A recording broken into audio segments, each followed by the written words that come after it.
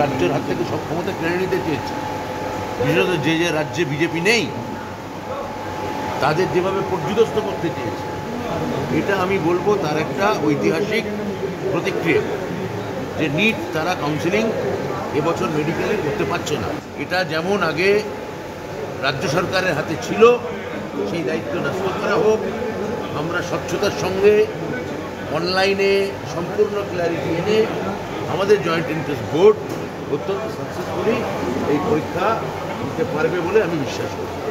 Medical কাউন্সিলিংয়ে NEET, UGC net, আরও যে চাকরির যে পরীক্ষা, তার ক্রমাগত প্রশ্ন ফাঁস এবং প্রশ্নের সঙ্গে আগে থেকে যে জড়িয়ে থাকা বিরাট দুর্নীতির যে র্যাকেট, সেটা কেন্দ্রীয় সরকারকে এখন বারবার পর্যুদস্ত করেছে। আমি এটাও বলব যে এটা একটা ঐতিহাসিক দান্দিক প্রতিক্রিয়া, যে আমি প্রমাণিত হলো আবার এক মাগে শীত যায় না।